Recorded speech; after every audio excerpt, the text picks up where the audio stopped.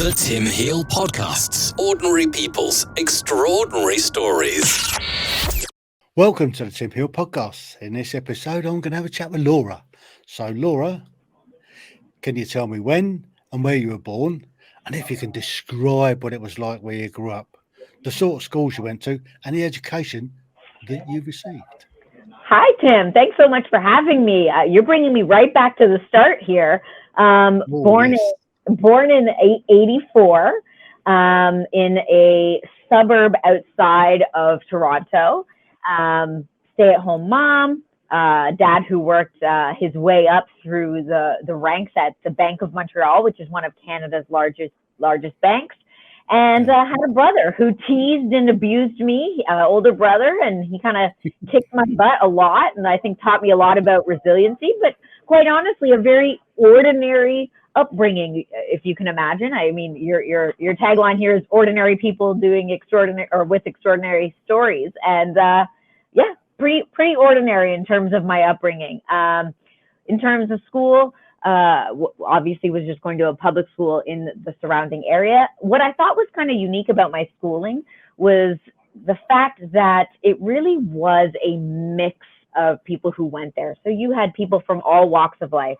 A lot of immigrant people moved to Brampton, which was the area I grew up in, and I got to meet and befriend a lot of people from different cultures. Some of these people hardly spoke any English, and I actually was in a class where I helped those individuals kind of learn English as a second language and help them with some of their skills. And that kind of gave me a lot more empathy toward some of those minorities. But what was kind of interesting was that my parents put me early on into into ski racing. And in doing that, I kind of got to interact with a lot of people whose parents did come from quite a bit of money. And so I had this kind of dichotomy where in one respect, I felt very, very privileged and lucky. And then on weekends, I felt very not so privileged and not as lucky as some of those counterparts. So that really kind of gave me a sense of the way the world works and how there's, both of these things interacting with each other at the same time. And I think that's really helped me in my journey, I guess you could say. So when did you start your ski career? Well, my ski career, I don't know if you'd call it much of a career, Tim, but I started skiing when I was 4 years old, which is pretty much my parents just kind of plopped me on some skis and pushed me down the hill and kind of saw what would happen.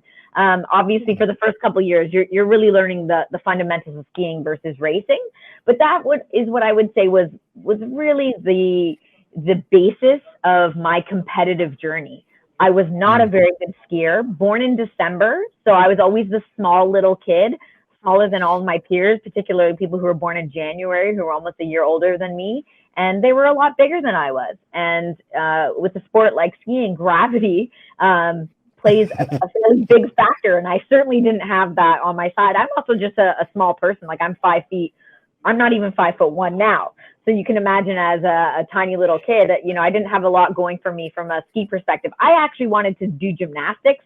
I was totally built from gymnastics, but my parents, even though all the coaches said, oh yeah, she would be great, she should go competitive, my parents decided that they didn't want to spend their weekends at a warehouse facility watching me do gymnastics. They really wanted us to be in a family sport and a sport that could kind of take us on into our older age and do it, well into our 70s and 80s at times. Yeah. So they went down that route, but it was kind of unfortunate for me because I just wasn't really good at it. But again, in just persisting and persevering and me being a lover of competition, I actually ended up turning out as a pretty good ski racer. And then I followed suit being a ski coach after that for 6 or 7 years. So let's just take it back a little bit. The area that you grew up in, what was that like? Was it like a leafy suburb, or were you in high-rise tower blocks, or what was the actual area like? Yeah, I grew up in definitely, suburban lifestyle, detached homes. Not a particularly luxurious area. There is definitely some areas of the suburbs that were a little more dangerous. And I'm sure my parents didn't really want me venturing over into those areas. But in all honesty, it was very middle class. People had one car, they had one home, and their parents worked. Maybe you'd have family with a stay-at-home mom if she had the luxury not to work, which my family, we did. But yeah, everyone was just kind of hardworking, middle-class folk. And as I said, it was very interesting because although I loved my upbringing, it definitely opened my eyes to saying, well, if I want more and I want to do something else and I want to get out of living here, not that it was a bad place, but I definitely had my sights set on more, that I would have to do something different. So I wouldn't be able to do what all the people around me were doing. I would have to think differently, think outside the box, and surround myself with people who were just as ambitious or who had maybe more experience doing other things, and kind of latch onto those people and learn as much as I could from them. Mm-hmm. So what was your kindergarten like? Kindergarten. Can you remember that far back? Oh, Tim. My mom tells a very funny story. Again, going back to just how small I was. My mom almost held me back a year. So I was premature a little bit. So I should have been born in January, but I ended up being born in December. And she wanted to hold me back from going to kindergarten because she just thought I was so tiny and that I would just get crushed. But as I had mentioned, my brother did a lot of beating me up in my early years as it was. And so I guess I was appropriately prepared. So my mom shows up with me day one, and the teacher asks us all to get in a lineup. And my mom's there talking to the teacher saying, like, I really think you need to watch out for my daughter. She's so tiny. And, I'm thinking maybe of holding her back, but I just wanted to see how day one went. So we all get in this lineup, and I'm told the story. I don't really remember this myself, but someone had Bud in front of me, and he was a much larger kid. And apparently I had none of that. So I tapped him on the back and I told him to get to the back of the line very aggressively, as the story goes. And the teacher whispers to my mom, I think she's going to be just fine. So I was a bit of a feisty little one, super competitive.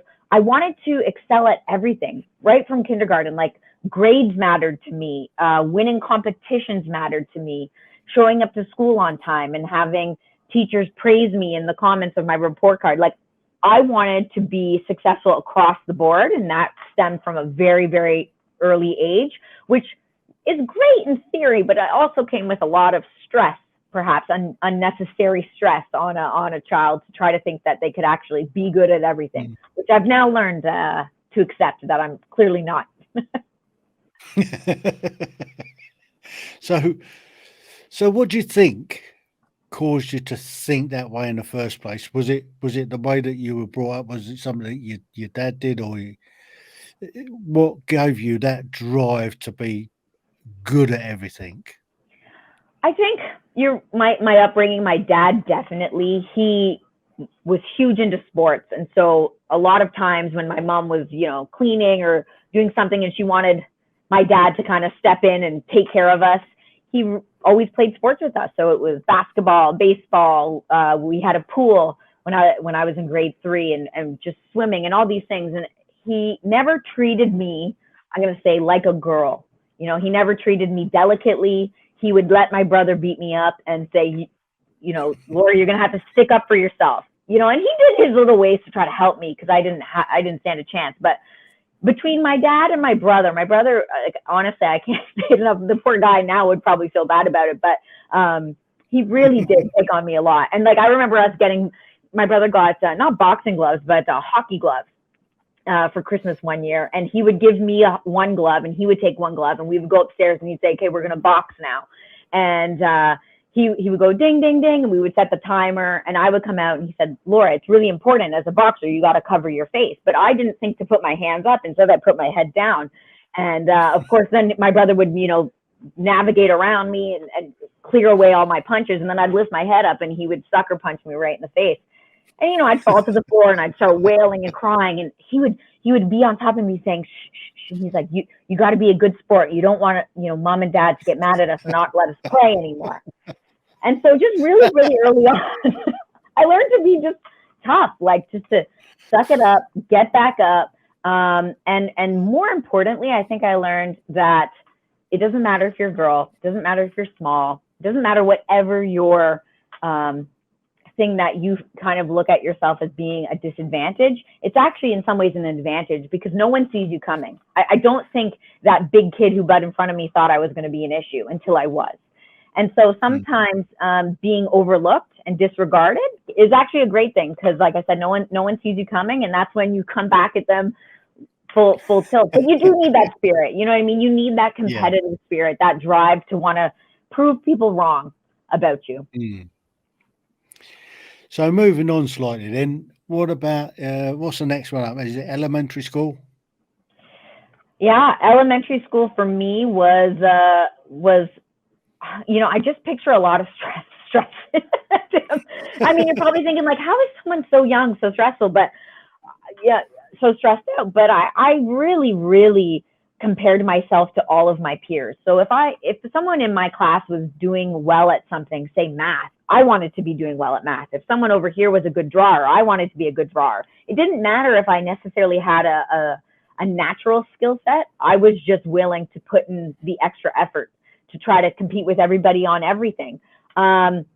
What I didn't learn at that time was to necessarily focus in on my strengths. I don't even think I knew what my strengths were. I think what I knew is that I was willing to do a lot of the work. And a lot of people would kind of brag and say, oh, well, this comes naturally to me. I didn't even need to study for this test. And in my mind, I always thought, yeah, but like if you didn't need to work at it, imagine what you could have done if you did work at it, where I would put the work in and we would get the same grade, for example. So it did not matter to me if it was track and field, high jump, which again, I had no business doing high jump, running long distance, running short distance. I just was kind of that kid that I was never a superstar at anything, but I really did find that just simply because I put so much work and effort in, that I was good at a lot of things, which opened up a lot of doors. But at the same time, I think now in my 30s, I'm still like, well, what is the thing that I'm good at? You know, what is my strength? Where some kids, I think, learn it a lot earlier on than I did. So, what was your favorite class in elementary? My favorite class was by far gym class. I love gymnastics, and I went to school where gymnastics was a big part of, like, the teacher really pushed it, our gym teacher. And that to me was just so much fun. I love doing flips and tricks and jumps and practicing at home. I mean, I would get home and just practice, back handspring after back handspring after back handspring, and forcing my parents to watch me, my poor parents, God bless them, because they actually would sit there and be like, yay. And what's also funny about me is that I would purposefully time, like, let's say I was swimming at home, I would time myself as, you know, swimmer number 1, and then I would time myself again as swimmer number 2, and then the third swimmer was the real me, and I would time myself as the third me to see if I could beat all my other previous scores. So, I mean, I was just competitive through and through, and I think gym was a really great outlet for me for that. What was your worst subject then? My worst subject. What one did you really not like elementary school, or can we go into more middle school? Well, we're going to work into middle school. Okay, all right. Elementary school, probably reading. Like, that wasn't really a subject necessarily, but that was definitely a skill I was not very good at. I was very stressed to read. I felt like because we got tested sometimes on the nuances of a book, like what was the color of the t-shirt Timmy was wearing? And I could never remember those details. I found reading and the fun and joy of reading was really taken away for me. As a young kid, I always loved reading to my mom, and I would sit there and I would have her, and I would pretend to be the teacher and, you know, and show my mom the illustrations while I read. But then once we started getting tested on it, it just made me so fearful that I was going to forget something. And so I would read each sentence with so much vigor and intensity that A, I couldn't get through the book on time, and B, I couldn't get the music of it. You know, I couldn't get the overall premises of what was going on because I was too focused on the details. So I wasn't a very good reader. So were you skiing at this stage as well?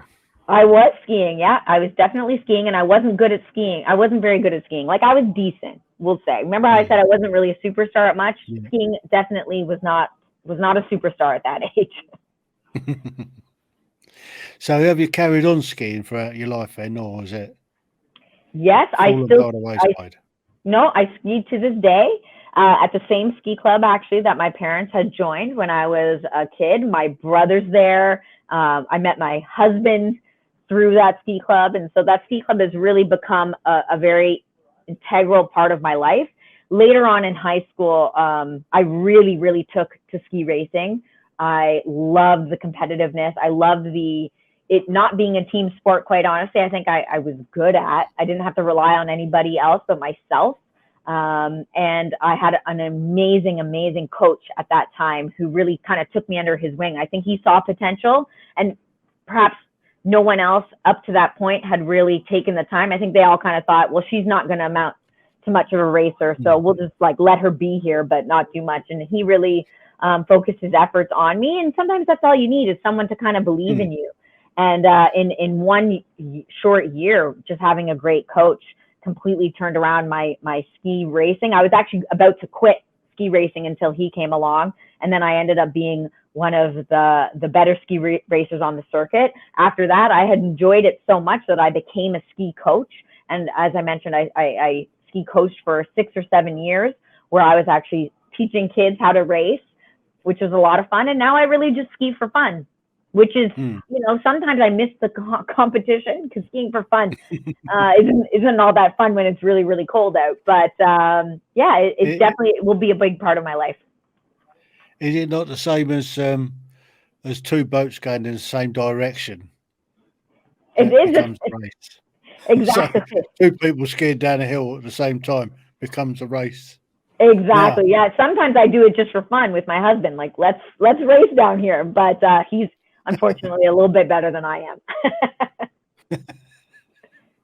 Now, have you ever tried telemark skiing?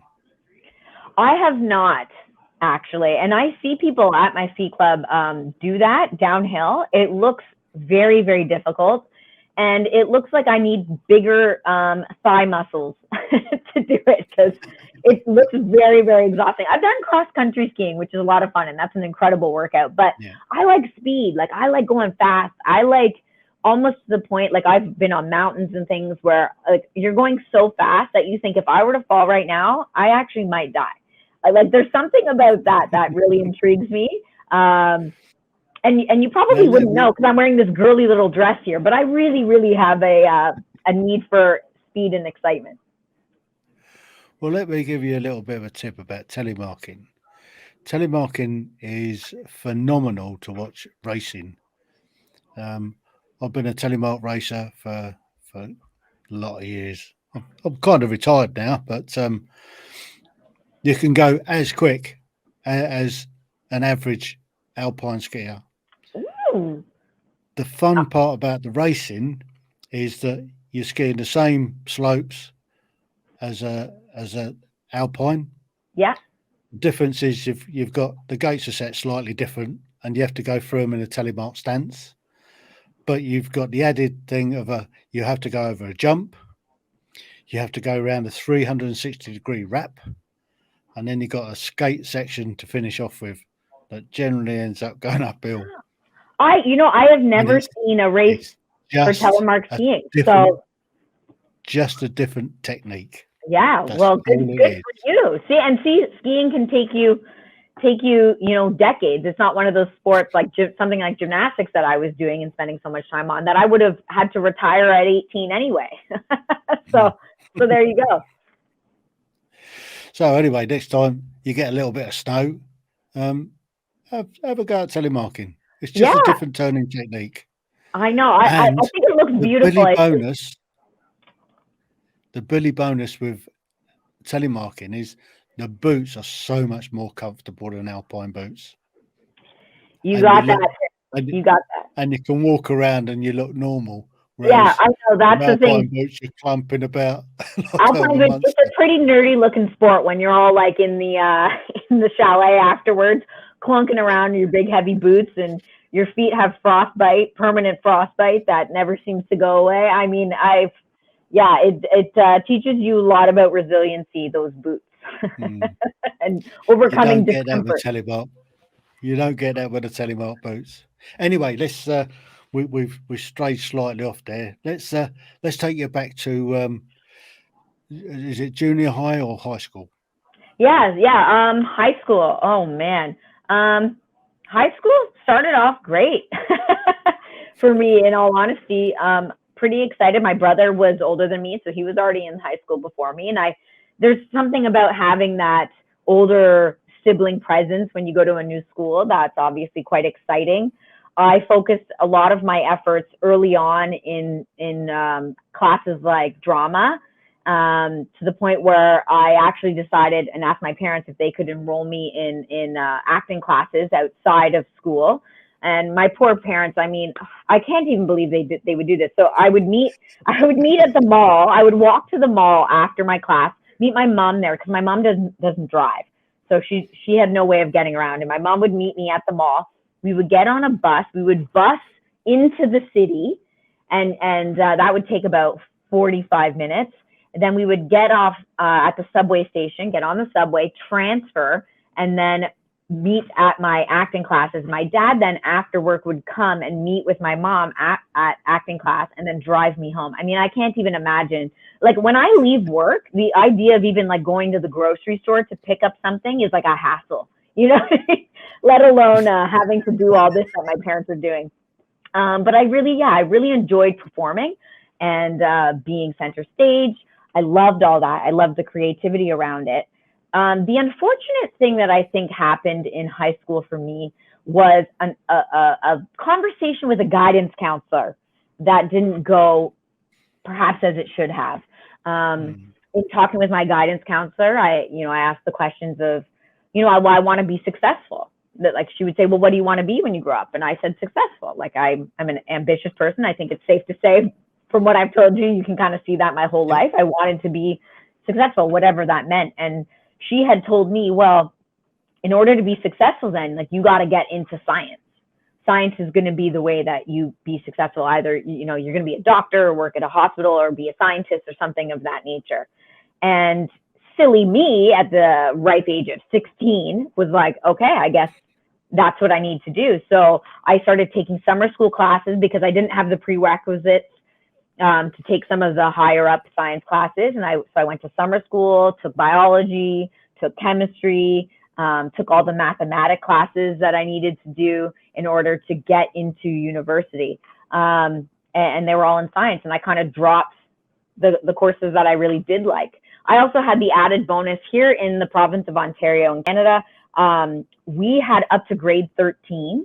And the government decided that we were only going to go up to grade 12. I happened to be the last year that would have grade 13, which meant the grade 12 students and the grade 13 students would all graduate at the same time. So we had a double cohort year, which meant that applications into university were double.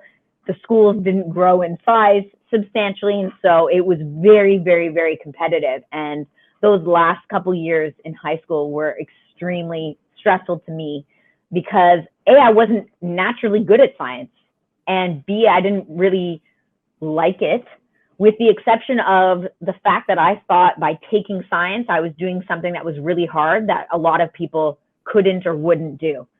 That was really my only driving force to do it. I luckily did get into university for the degree that I wanted to, which was nutrition. But now I sit as a real estate agent and an owner of a media company, which I'm sure we'll get to later. And I have nothing to do with science. So I kind of learned that the hard way. And, I think guidance counselors try their best, but I don't think this one hit the mark with her feedback toward me. So what did you do when you left high school? Because you clearly graduated with some sort of honours. Yes, yeah, I worked my butt off, in all honesty.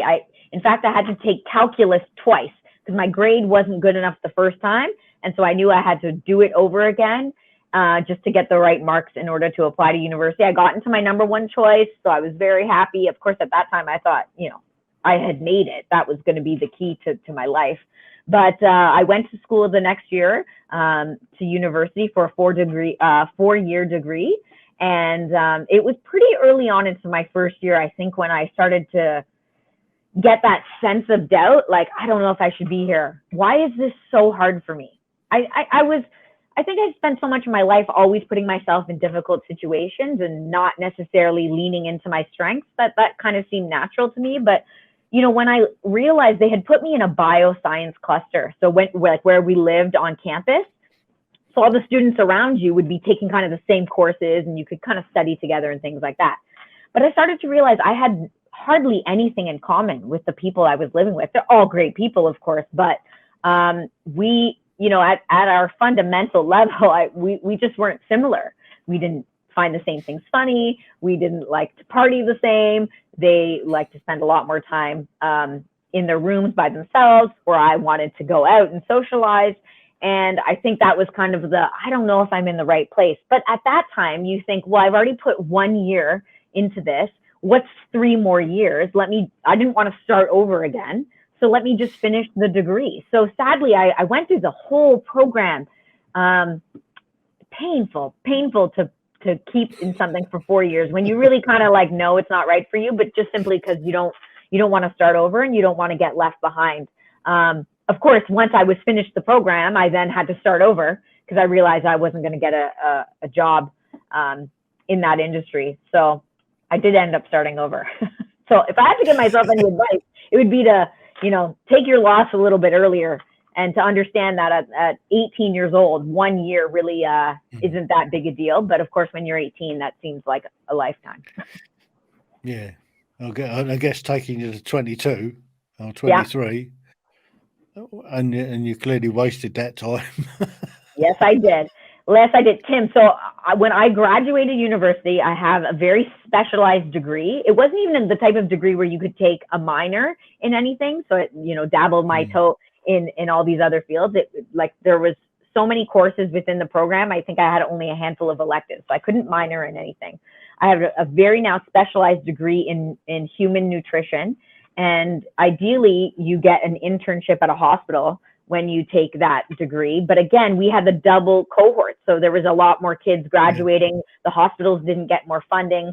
So just the ability to get an internship at a hospital was next to impossible. You needed straight 90s or above to even be considered in some of the provinces that like I've never even been to. Like I'm talking about like, I'm going to live in the middle of nowhere to do this internship at some hospital.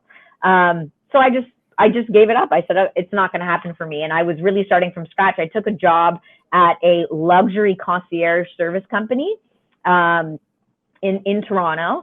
And I was the admin person. I said, I'm starting at the bottom. Like, here's going to be my career trajectory. And I thought, well, there's design, there's travel, you know, it's luxury clientele. That all seemed very neat and interesting to me. So I did that for only a year. That was a very small business. And I, at the time, had never worked for a small company before. All my experience has been working for the government or working for the Bank of Montreal, so big corporations. And I didn't, at the time, appreciate the haphazardness of it all. And I didn't appreciate that, you know, we were learning along with the owner. I was just so used to people telling me exactly what to do versus me trying to figure it out on my own. And so I left that, went back to school just to do what's called a retail buying certificate. And that allows you to work at like a department store head office. So for example, Holt Renfrew is one of Canada's largest luxury department stores. And so the idea was going to be that I was going to work there as a buyer and work my way up the ranks. And who knows, I had ideas of I'm going to be the CEO of Holt Renfrew one day, and you know, all these ideas. Again, I was a big dreamer, right? So I went back to school to do that, and I got an amazing internship at Holt Renfrew that, I mean, all girls my age at 23 or 24 years old would have died for. It was such an incredible opportunity until the point when it was 2008 or 9 at this point, and I mean, the world had kind of crashed, right? Yeah. And the company had mandated that they were not going to bring anyone on full time for the next year. So my internship was up, and I was supposed to get a job after that. But there was a hiring freeze, and they had told me they couldn't hire me. So now here I am at 24 years old, feeling like I'm starting all over again for the second time. So So at that point, I decided, okay, what am I going to do? Like, I need doors to open. And, you know, you're looking at your friends at that time and they're already getting promoted, right? And I can't even get a job. And because they've been since 22 working in the field that they actually went to school from. And I keep seemingly starting again. So I decided to take on a nanny position for a family who had a special needs daughter. I would help them during the day. And then in the evenings, I decided I would go back to school and do my MBA because I still had bills to pay. So I couldn't do my MBA full time. So I did my MBA at night, and I just really with the idea of like, this is just going to open doors. Education has got to open doors versus closing them. And I decided to get back into that creativity of marketing, advertising, branding. So I took a lot of courses in and around that. And that kind of, I guess, should I keep going? I told you this was going to be a long part if you asked me about my career. Well, yeah, I mean, we're getting a picture here that you've never actually sort of stuck to anything properly, but you've been trying to excel at everything and failed at most things. So, well, not quite failed, but yeah, certainly didn't achieve what I had hoped for. Definitely. Yeah. So you got into the branding type of business. Yeah. So in my degree, I was taking, like, as I said, a number of branding and marketing classes. Although at that time, my husband kind of planted the seed that he thought I would be a good real estate agent. And, you know, hindsight's 2020, he's a real estate agent. So I should have taken that with a little more of a grain of salt. But I then, during my MBA, I also was taking courses on the side to get my real estate license. And I kind of thought, I can see how this is all going to mesh together. My luxury experience at Holt, Renfrew, and in the concierge service is going to help me speak to luxury sellers so I can sell high-end listings. And I thought, you know, my nutrition degree, well, that's just always great to be healthy and to have something else to talk about besides real estate. So I was doing my MBA my real estate license on the side. And I thought everything I was learning in my MBA of running my own business, marketing, branding, finance, accounting, that was all going to set me up to be a very successful real estate agent. So at 30 years old, I am now a real estate agent, and I'm starting all over again because the degree took me a couple years to get going. And I was doing that for about 2 years solidly by myself when I thought, you know what, I'm missing that team component. It's hard to work by yourself. It's hard to stay motivated. All of a sudden, you know, you start sleeping in a little later and wearing your pajamas a little longer and taking a nap maybe in the afternoon when you shouldn't be. And so I said, I got to surround myself with people who want to achieve some things so we can do this all together as a team. And that's when I went and met my now business partner. He was running a team of I think it was 23 agents at the time. They were top 10 in the country. And I said, I'm going to sit myself right beside you and I'm going to figure out ways that I can help, because I knew it wasn't going to be sales. I was not a natural salesperson, but I knew I had all these other experiences to draw on. So whether it was, let me help you make a spreadsheet, let me help you make a system, have you done a P&L statement? Have you looked at your marketing in a while? Like, who's your target market? Does the branding make sense? Are we using social media? Like, things like that. And I really just put my hand up to work for free just to get in the room so I could be privy to amazing real estate conversations. In doing that, I honestly think I made myself indispensable, although no one really is, but at least I tried my absolute best. And I quickly, I think, showed my value to the team. And a year after that, became the VP of that team. That team now sits at, we're flirting between first and third in the country in terms of sales. And we have now we've grown to 54 agents on the team. So I'm very proud of seeing how that's actually gone and my contribution toward that. And so I finally think I found the thing that I could be relatively successful at. So you found your niche then?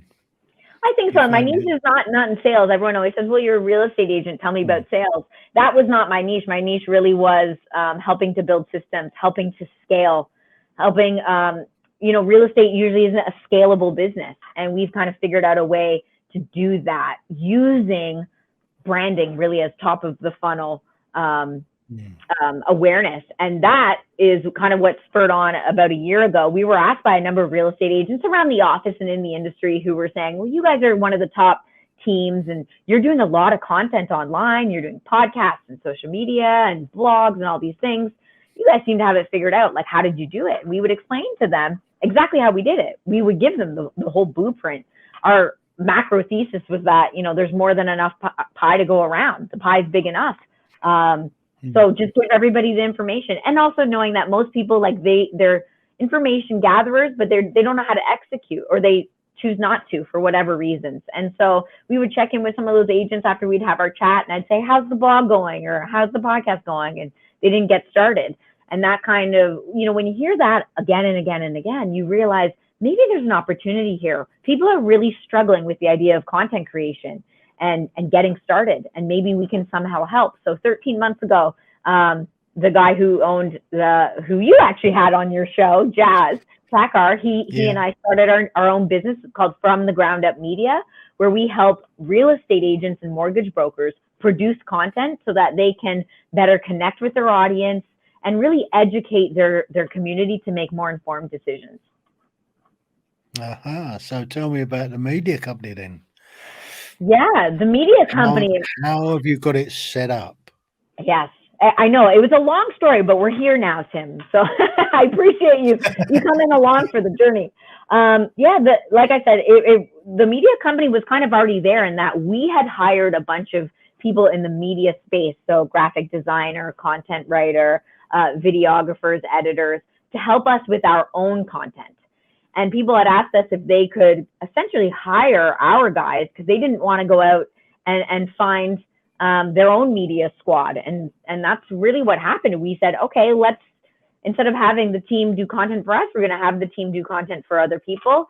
And it just started with one question to one agent in our office, which was, hey, we're thinking about starting a company where we're going to help people produce content, and we think you'd be a great candidate for it. And this person just happened to trust us. I mean, my goodness, she had no real reason to trust us, with the exception of the fact that we were doing it for ourselves. But she did. She believed in what we were doing. She's still a client to this day. And so, you know, I think we're doing something right in that regard. But we've hit our head against the wall so many times, Tim. I can't even tell you. I thought because of the success of the real estate company, it would be kind of easy to just parallel that with a media company. What I didn't anticipate was the amount of emotion involved when we're talking about people's personal brands. So we don't necessarily help corporations, although we have dabbled in that, but it's mostly people's personal brands. So them speaking to their audience, top of the funnel, connecting and engaging with people on a one-on-one basis, but through social media instead of actually one-on-one, is very scary for a lot of people. And it was scary for me too, but I don't think I knew to the extent that would resonate. Like, I mean, I knew I had my own insecurities. I didn't know to the level that all adults and humans have their insecurities. I think I thought I was the only one, you know, and it was, oh God, like, I don't like how I look. I don't like how I sound. I'm not sure if anyone's going to care what I have to say. I thought those were all unique to me. And I've realized it really does transcend to all people, no matter how beautiful, no matter how intelligent, no matter how successful. Everyone struggles with that. And there's something about putting a camera on, and Tim, maybe you've had this too when you first started your show, that it changes you. It makes you think you got to look a certain way or sound a certain way. And all of a sudden, when you say ums and ahs in regular conversation, you feel like you got to stop and restart the script just simply because the camera's on, or if the audio quality doesn't come out perfectly, or if you have a pimple on your face that day, for whatever it is. There's so many excuses and people can't seem to get past it. And I didn't anticipate how many barriers people have put on and how much shielding people have put on since they're kids just to protect themselves. And so now we got to kind of like take off all those layers one at a time. And it can be quite emotional for a lot of people.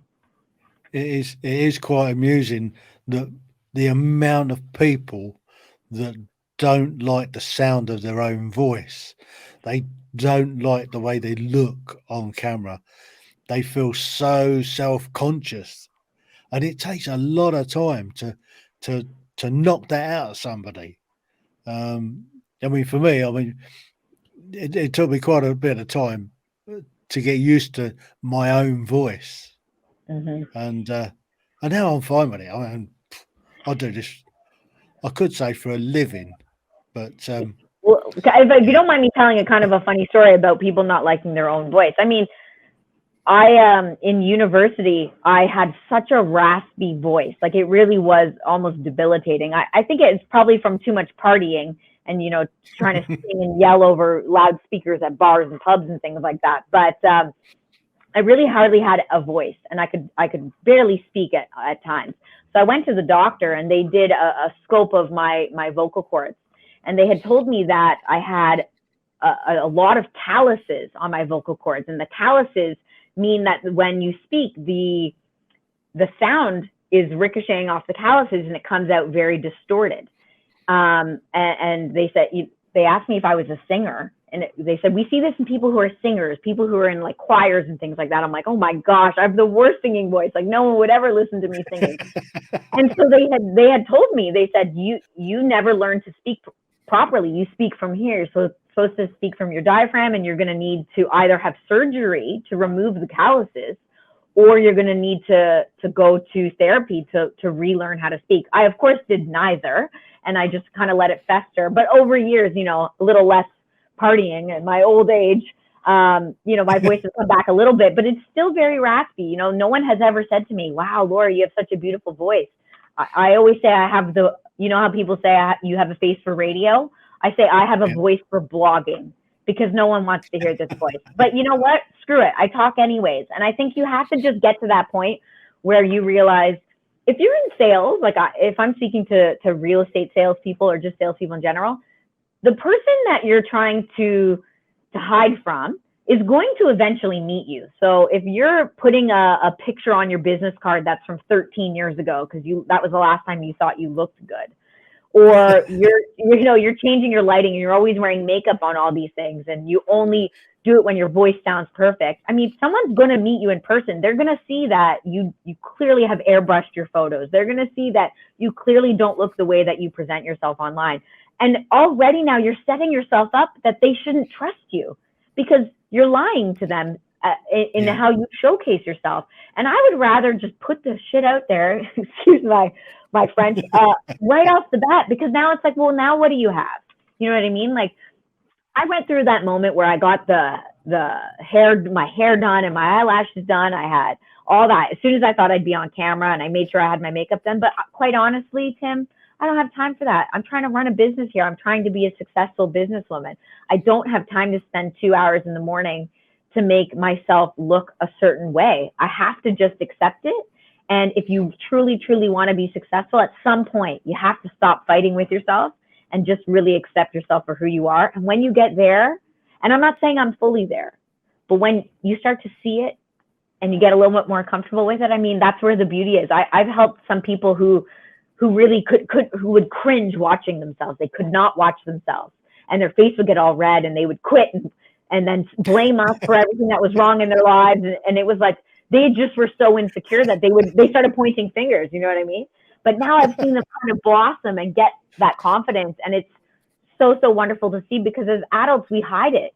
We hide all our insecurities because we were told to, and we don't know how to navigate and get through it any other way. But I truly think if you can get to the place where you're putting yourself on camera and you're watching yourself and you're critically analyzing yourself, not with the idea of beating yourself up for anything, but just getting the feedback from people, it's so freeing. There's something that I feel more free now than I ever have.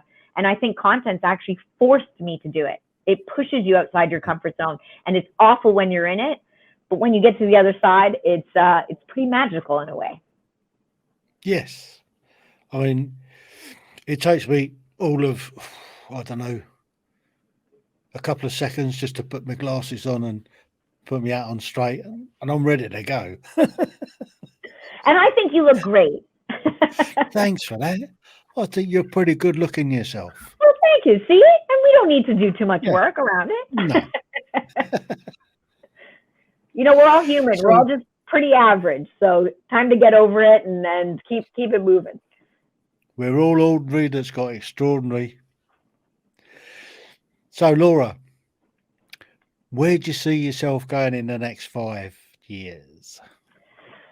Well, Tim, I think from my story, it's probably safe to say that I don't really think of my life in 5-year periods anymore. I have yet to really stick to any one thing for 5 years. And so I feel like it would almost be naive of me to say this is where I see myself. I'm in love with what I'm doing on the media side. I love the human element. I love helping people with their businesses. I love helping people who don't feel they have a voice, whether it be they're women, they're minorities, or men, like whatever. If they feel they don't have a voice, and I love helping to provide that for them. I would love my business to be something that's sustainable. That I picture doing this for many, many, many years, and I picture it being bigger and better, and hopefully a global brand. As I said to you before, I'm a dreamer, and so I'm going to keep dreaming. I'm going to keep dreaming, but I also am smart enough now to know that if it gets to that point, that critical point where I'm unhappy, if it gets to that point where something just doesn't feel right in my gut, I'm not leaning into my strengths, it feels too hard, and not like things should be hard, but too hard in that, like, why am I fighting something that I suck at so badly? I'll probably just change it, because I've done it so many times now. I know that I can start again. I can start from the very bottom again. And I'd rather spend my Monday to Fridays. Well, I work 6 days a week, my Sundays to Fridays, 8 a.m. to 7 p.m. doing something that I think is important. It makes me feel like I'll have a legacy. And if that suddenly starts to change, I'll just change. I'll go find something else. Excellent. So, for the time being, you're comfortable in your own skin doing what you're doing. Look, every day has its challenges. I can't sit here and say I'm the most confident human being on the planet. I have my issues like everybody else. I have my insecurities. I have my doubts. I have my fears for sure. But I have paired myself and surrounded myself with such amazing people. Like, truly, my business partner is one of the most positive people I've ever met, which is infectious to be around. The team who work for me, my executive assistants that are sitting outside the office setting up the camera, they come in with their smiles, they come in with their good attitudes, and everyone on my media squad who I know is trying their best to offer the best service, even when one of our clients kind of beats us down. We're in it together. It's truly like a family, and so that makes me very, very comfortable. Happy days. Well, Laura, I think you've had quite a life, actually. a lot of living in 37 years, eh, Tim? Absolutely. I got a long ways to go, hopefully, and hopefully there'll be a lot more stories to come. Absolutely. Every day's a new day. As long as you get up in the morning, every day is a new day. So live every day as though it's your last, because one day it will be. I love that. That's good advice. I'll take that. I'll take that home with me. You're welcome.